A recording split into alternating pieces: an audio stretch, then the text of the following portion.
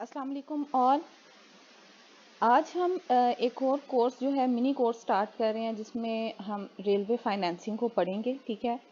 और hope so आपको इस कोर्स में बहुत कुछ नया सीखने को मिलेगा, बहुत नए कॉन्सेप्ट्स जो हैं वो सीखने को मिलेंगे। अगर आप चैनल पे न्यू हैं तो प्लीज़ चैनल को सब्सक्राइब करें। स्टार्ट करते हैं आज का कोर्स।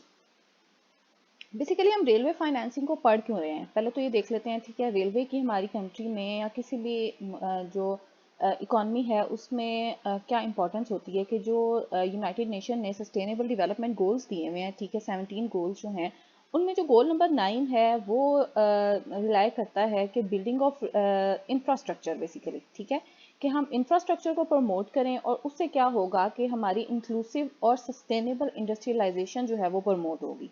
ठीक। रेलवे जो है वो बेसिकली हम कहते हैं कि इन्वायरमेंट फ्रेंडली एक ट्रांसपोर्ट सिस्टम है। ठीक है, पैसेंजर्स के लिए भी, फ्रीड सर्विसेज के लिए भी। ठीक है, क्योंकि एक तो ये जो है एक सिंगल ट्रैक लेता है। ठीक है, और इसमें बहुत ज़्यादा पैसेंजर एट अ टाइम जो है वो सफ़र कर सकते हैं। एक बहुत कॉस्ट इफ़ेक्टिव सफ़र होता है इसका। ठीक है, और एफिशिएंट होता है, टाइम एफिशिएंसी होती है क्योंकि इसे किसी सिग्नल पे नहीं रुकना, कहीं पे ट्रैफिक का सामना नहीं करना। ठीक है, सो इन्वायरमेंट फ्रेंडली जो है अगर हम इसको ट्रांसपोर्ट कहें तो ठीक रहेगा। अच्छा, फंडामेंटल करेक्टरिस्टिक क्या होती है रेलवेज की कि रेलवे जो है वो कैपिटल इंटेंसिव प्रोजेक्ट्स होते हैं। ठीक है, क्योंकि इसकी रेनोवेशन के लिए या न्यू प्रोजेक्ट्स इंट्रोड्यूस करने के लिए रेलवेज के हमें बहुत ज़्यादा कैपिटल की ज़रूरत होती है इकॉनमी के अंदर। ग्लोबल इंस्टीट्यूट जो है उसकी अकॉर्डिंग उन्होंने एक एस्टिमेट लगाया है कि तकरीबन 300 बिलियन जो है वो पर एनम की इन्वेस्टमेंट चाहिए होती है। अगर हम इंफ्रास्ट्रक्चर इन्वेस्टमेंट के ऊपर लगाएं, यानी रेलवे के ऊपर लगाएं, इन्वेस्टमेंट करें, तो हमें जो है वो 300 बिलियन डॉलर्स की इन्वेस्टमेंट ईयरली चाहिए। ठीक है, only way to find that much money of for railways is to expand their funding. ठीक है, जाहिर है अब हमें अब जब इतनी हैंडसम अमाउंट जो है हमें लगानी पड़ेगी, इन्वेस्टमेंट करनी पड़ेगी। ठीक है, तो उसके लिए हमें क्या चाहिए कि फंडिंग चाहिए। ठीक है, जब फंडिंग नहीं होगी तो हम इन्वेस्टमेंट नहीं कर सकेंगे। ठीक है, फंडिंग और फाइनेंसिंग चाहिए होती है बेसिकली। और ये फंडिंग और फाइनेंसेस गवर्नमेंट से भी आती है, और लेकिन साथ साथ इसमें सबसे मेजर जो रोल प्ले करता है वो प्राइवेट सेक्टर प्ले करता है। तो इसमें हमें एक इम्पॉर्टेंस जो है, इसकी सिग्निफिकेंस ये है कि प्राइवेट सेक्टर को इसके अंदर इंगेज किया जाए ताकि वो रेलवे जो प्रोजेक्ट्स हैं उनके अंदर इन्वेस्ट करे और उससे फंडिंग और फाइनेंसिंग जो है वो रेज हो सके। फंडिंग बेसिकली क्या होता है, पहले इन दोनों जो टर्म्स हैं इनके बीच में डिफरेंस देख लेते हैं, फंडिंग एंड फाइनेंसिंग के बीच में। ठीक है, फंडिंग क्या होता है, revenue over the time.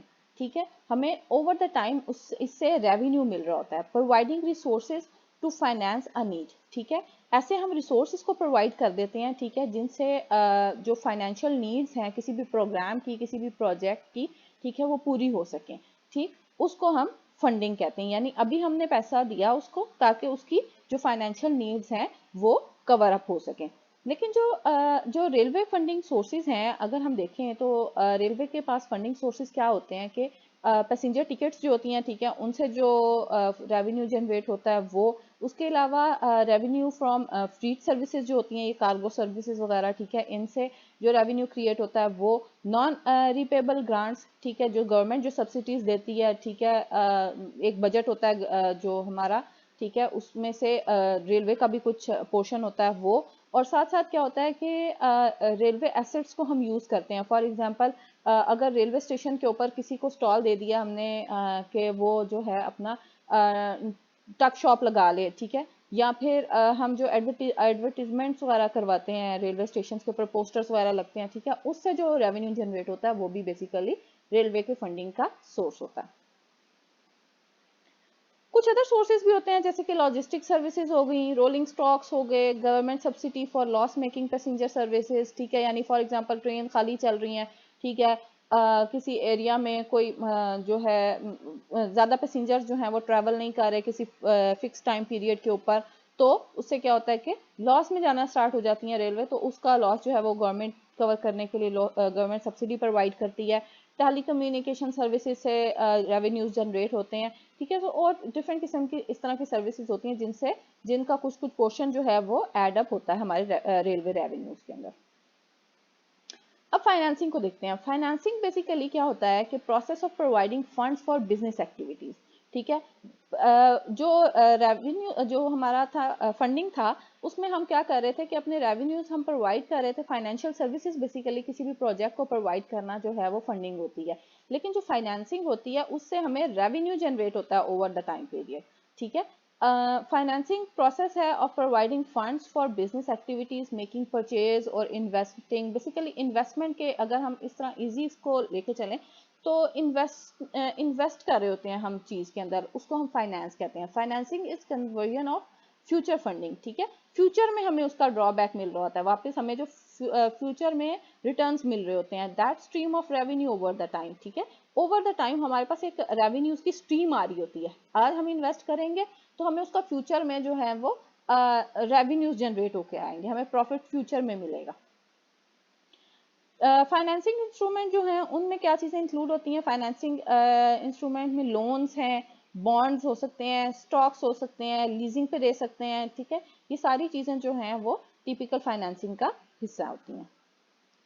Financing is not free money, ठीक है। हम किसी को फ्री ऑफ कॉस्ट मनी नहीं प्रोवाइड कर रहे होते।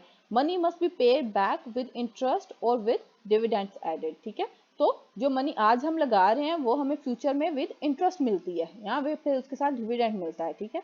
सो for the railway to be financially viable, the investment made need to be profitable enough that they can pay back their financing. जब हम इन्वेस्टमेंट लगा रहे हैं रेलवे के ऊपर, तो उसके लिए ज़्यादा ज़रूरी है कि उसको इस तरीके से इन्वेस्टमेंट की जाए ताकि फ्यूचर में उससे पे बैक हम ले सकें, ठीक है। उससे हमें रिटर्न इस तरह से मिल सकें कि जिन लोगों ने इसके अंदर फाइनेंसिंग की हुई है उनको उससे रिटर्न मिल सके, उनको उससे प्रॉफिट मिल सके, ठीक है, या उनका जो इंटरेस्ट है वो उससे पे बैक किया जा सके।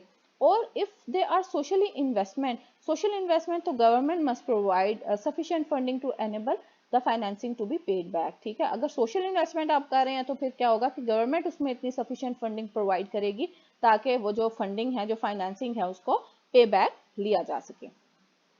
बेसिकली अभी सर्कल क्या होता है कि फाइनेंसर्स जो होते हैं वो लैंड करते हैं मनी को, ठीक है। फिर रेलवे है वो मनी लेती है फाइनेंसर से और उसको इन्वेस्ट करती है किसी भी प्रोजेक्ट के अंदर, ठीक है। थ्रू इन्वेस्टमेंट क्या होता है कि रेलवे जो है वो रेज करता है अपना प्रॉफिट, क्योंकि अगर फॉर एग्जांपल एक नया प्रोजेक्ट लगाया रेलवे, एक नई ट्रेन खरीदी है, ठीक है, तो उसमें जो पैसेंजर्स ट्रैवल करेंगे उससे जो उनकी रेवेन्यू जनरेट होगा टिकट से या फिर और डिफरेंट सर्विसेज जो हैं, ठीक है, उससे रेवेन्यू जनरेट होंगे, तो उससे रेलवे का जो प्रॉफिट है वो जनरेट होगा। पे और फिर वो रेलवे प्रॉफिट लेने के बाद जो फाइनेंसर था उसको वो मनी पे बैक करेगी इंटरेस्ट और डिविडेंड्स के साथ।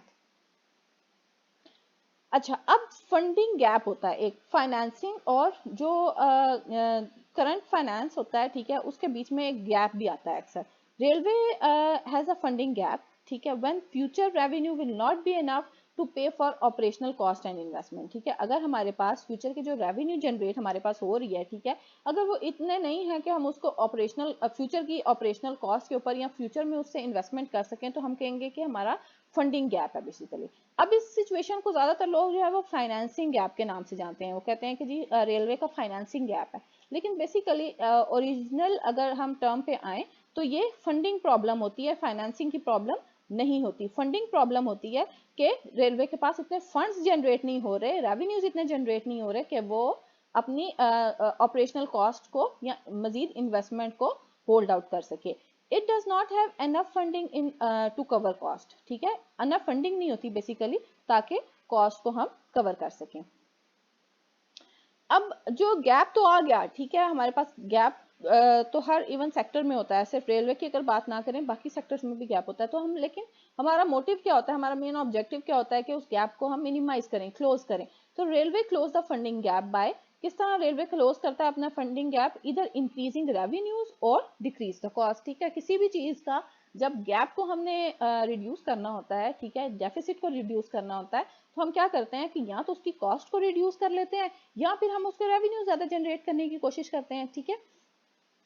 अगर हम पिक्चर में देखें तो जो फ्यूचर रेवेन्यूज हैं, ठीक है, will not be able to enough for to pay for operational cost and investment in capital improvements, ठीक है। सो ये जो गैप आ रहा है हमारे पास, ब्लैक एरिया है, ये हमारा गैप है। तो how can railway close to the funding gap, या फिर हम इंक्रीज करेंगे अपने रेवेन्यूज। ये रेवेन्यू आ रहा है हमारा, रेवेन्यू जो है वो लाइंस से शो हो रहा है, ठीक है। सो और जो ब्लू एरिया है वो हमारा कैपिटल कॉस्ट है। तो इस गैप को, ये जो ब्लैकिश एरिया है, इस गैप को कवर करने के लिए क्या करेगी गवर्नमेंट कि या तो अपने रेवेन्यूज को इंक्रीज करने की कोशिश करेगी या फिर अपनी कॉस्ट को रिड्यूस करने की कोशिश करेगी। अब अगर रेवेन्यू इंक्रीज करने की बात करें हम, ठीक है, अगर गवर्नमेंट जो है वो पॉलिसी इस तरह की बनाती है कि हम अपने रेवेन्यूज इंक्रीज करेंगे, तो typical ways to increase the revenues for railways are, ठीक है, एक्सपेंडिंग प्रॉफिटेबल एक्टिविटीज। जारी सी बात है, हम प्रॉफिटेबल एक्टिविटीज को एक्सपेंड करेंगे रेलवे स्टेशन पे और रेलवे के पूरे सिस्टम के अंदर। For example carrying more profitable freight, ठीक है, जितना प्रॉफिटेबल फ्रीट होगा, बेसिकली जितना फ्रेजाइल फ्रीट होता है वो उतना प्रॉफिटेबल होता है, ठीक है। ट्रैफिक और providing more high and passenger services, ठीक है, सर्विसेज प्रोवाइड करना स्टार्ट कर देंगे हम, ठीक है। एयर कंडीशनर्स ज़्यादा लगाना स्टार्ट कर देंगे, क्योंकि अब ग्लोबल वार्मिंग की वजह से गर्मी आती जा रही है, तो हम सर्विसेज इस तरह से प्रोवाइड करेंगे कि पैसेंजर जो है वो प्रेफर करें रेलवेज को। Developing ancillary services sources of revenue, ठीक है। एंसिलरी सोर्सेज ऑफ रेवेन्यू में फॉर एग्जांपल एडवर्टीजमेंट के लिए हम लीजिंग पे दे देते हैं जगह, कोई भी पोल जो है वो लीजिंग के लिए दे देते हैं, ठीक है। सो ये एंसिलरी सर्विसेज आ जाती हैं इसमें। Station development, leasing of right of way और एडवर्टाइजिंग जो है वो सारी एंसिलरी सोर्सेज हैं। Obtaining grants and subsidies for government, from government for providing loss making social services, ठीक है, जो ट्रेन लॉस जनरेट कर रही हैं उनके लिए गवर्नमेंट जो है वो सब्सिडी देना स्टार्ट कर देती है, उससे भी रेवेन्यूज जो हैं वो इंक्रीज होने लग जाते हैं। अब अगर हम देखें ग्राफ में, तो जब हमने स्टेप लिया, यानी अगर इंक्रीज प्रॉफिटेबल ट्रैफिक को इंक्रीज किया, पैसेंजर्स को हमने सर्विसेज देके जो है उनको अट्रैक्ट किया कि वो ट्रेन सर्विसेज जो हैं वो ज़्यादा रेलवे सर्विसेज को यूज़ करें, तो उससे क्या होगा कि हमारे रेवेन्यू ज़्यादा जनरेट होंगे। लाइंस जो हैं वो हमें शो करिए कि with the passage of time revenue ज़्यादा जनरेट होने लग गए हैं। फिर develop ancillary source of revenues, ठीक है, हम ज़्यादा एडवर्टीजमेंट करें, ज़्यादा अच्छे स्टेशन बनाएं, ठीक है, ताकि जो है उसमें ज़्यादा लोग एडवर्टीजमेंट कर सकें, ज़्यादा जो है वहाँ पे लोग आए, ठीक है। Obtain grants and subsidies for the government, government भी सब्सिडीज देगी तो उससे भी रेवेन्यू जनरेट होंगे और उससे हमारा गैप जो है वो मिनिमाइज होगा। सेकेंड साइड पे देखें, अगर हम डिक्रीज कॉस्ट करने की बात करें, गवर्नमेंट की पॉलिसी लेती है कि अब हमें रेवेन्यू तो हम नहीं जनरेट कर सकते, लेकिन हम कॉस्ट को डिक्रीज कर देते हैं, कॉस्ट मिनिमाइज करते हैं, ठीक है। तो railway can also close a funding gap by decreasing cost, ठीक है। कॉस्ट अब डिक्रीज कैसे करें?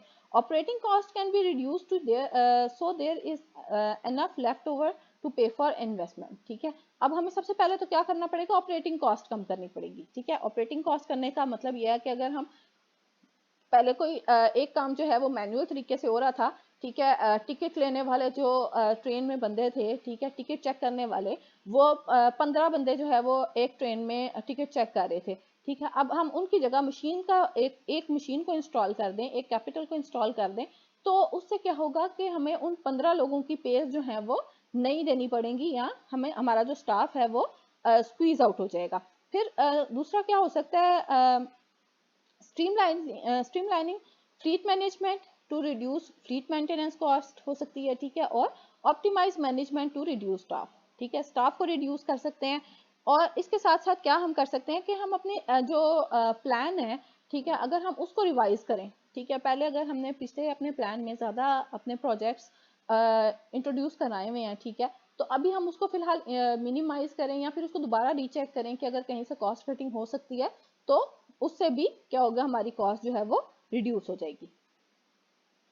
अब अगर हम देखें ग्राफ के थ्रू, ठीक है, रिड्यूसिंग ऑपरेटिंग कॉस्ट, ठीक है, एक एग्जांपल ये है कि अपनी ऑपरेटिंग कॉस्ट हम कम करें, और दूसरा क्या है? Scaling back for of investment plans, ठीक है, वही कि हम इन्वेस्टमेंट प्लान्स को जो है वो दोबारा से रिव्यू करें, दोबारा से देखें, ताकि अगर वहाँ पे कहीं पे भी कॉस्ट कटिंग हो सकती है किसी एरिया में भी, तो हम उसको करके अपनी कॉस्ट को रिड्यूस कर सकते हैं।